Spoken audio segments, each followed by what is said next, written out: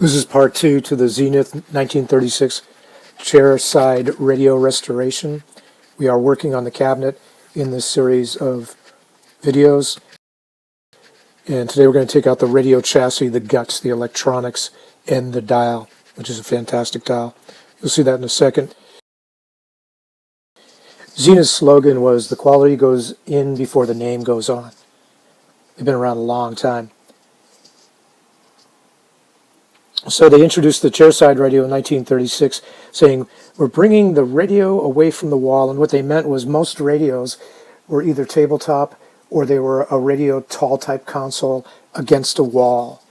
So they designed this really futuristic, great looking radio to sit right next to the chair. Zenith had been a strong contender, a strong innovator from 1918 all the way into the late 70s. They got bought out by LG in, I believe, 1991, and LG more or less turned them into an electronics developer, creator.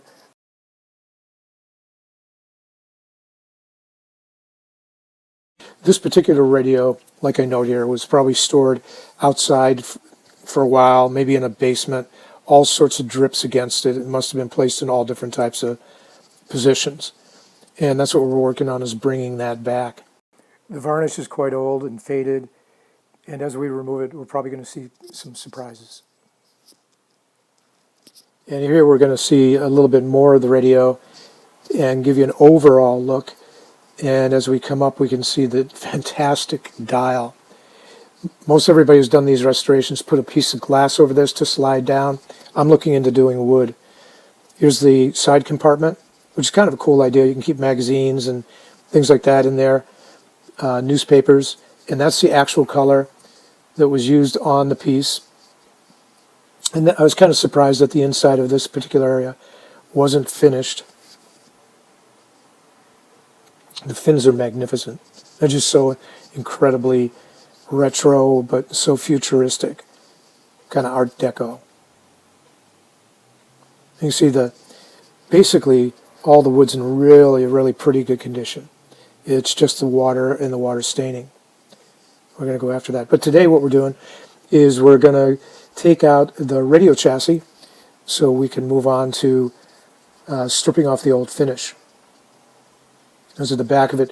This is the part that would go up against the chair, and then the man of the house would look over it onto the dial and control that.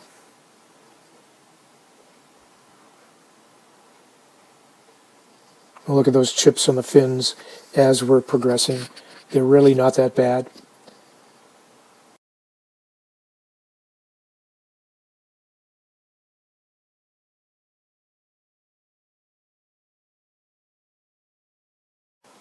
And here's a picture of the dial, a little bit more of a close-up.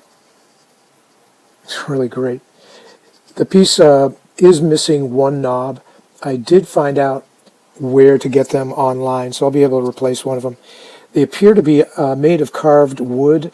It may be a wood-like compound in which they pressed for those designs, but everything about it is Zenith, Zenith, Zenith. They really did do quality work.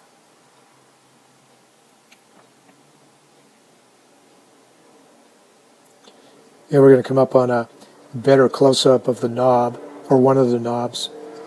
And that's not the better one, but we can see some of the things about the dial there. But here's a real good shot of one of the knobs, and you can see the little Z there, and the actual real color of the wood, and a little bit more of that dial.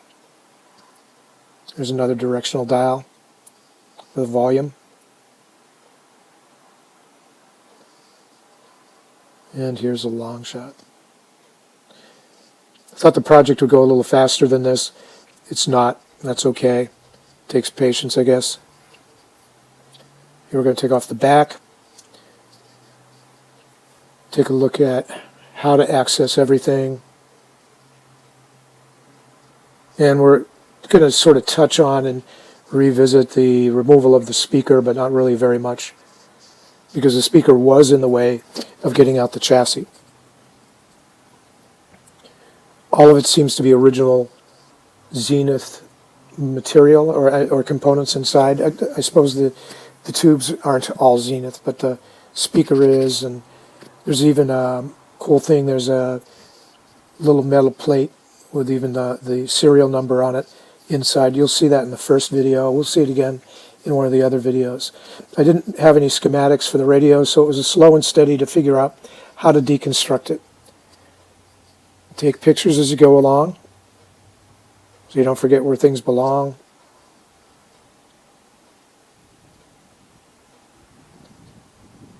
Back then they used felt for some of the washers and things, sometimes wax. There we go. Somebody had gone in and worked on it, and it might have been the speaker. Maybe they reconed the speaker way back when. But you can see that white wire there. Not a very good repair, but maybe the last person who got this did that just to get it up and running again.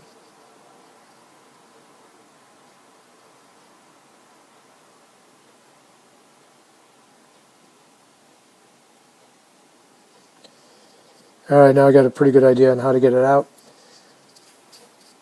Taking pictures. Over in back of me, which you can't see, is an ice tray where I'm putting the screws and things, so I'm not going to lose them.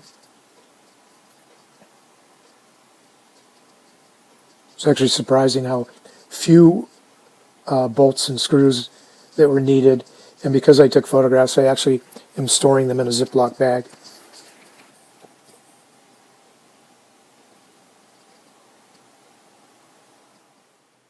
I casually looked around online to see if I could find a schematic for all of it, the whole radio, so how to take it out, what to do.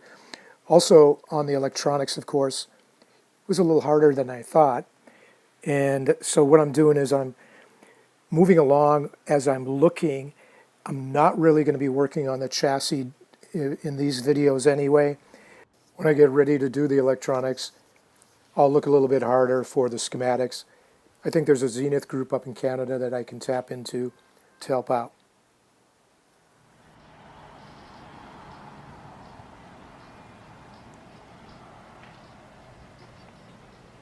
Finally used my brain and went online and looked and found that there's a number of enthusiasts, Zenith enthusiasts, on Facebook. So I'm kind of tapping into that group, seeing what's going on with that. And I'll be checking back with them from time to time. A lot of people respect and respected the Zenith name. They really did build in quality. Go on Facebook, check them out, take a look around. As you can see here, this is just a revisit to the tear in the cone that I created as I was removing it. Go slow around old cones. They're usually very fragile. I will be reconing this. There's a place close by here in California that I can take it down to and get it reconed. I'm also considering putting in better speaker systems, and I'll get into that later.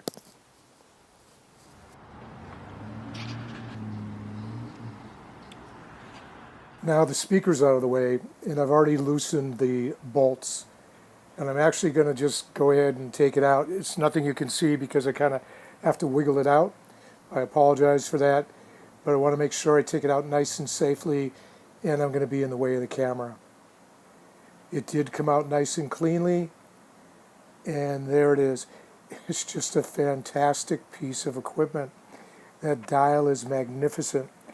Those little plastic dials with the writing to turn volume and shortwave, etc. And the chassis is in pretty good shape. You can see some deterioration, some rusting of sorts. Here's the back of it. It's just a compact device. There is one tube that has to be gotten, and all tubes need to be tested. And then I'm going to flip it over, and you can see it's a relatively simple wiring diagram. Now looking at it here, a couple of folks have told me, did you unplug the speaker? And I'm going to look at underneath here to see a bit closer if I blew it, but I am going to use wiring nuts, as I said, to reconnect the speaker. But the guts look perfect. It's just a beautiful piece of equipment. Please like and subscribe and look forward to our other videos. Thanks for watching. Wait till the end and click on one of our new and older videos, please. Thanks a lot. Bye.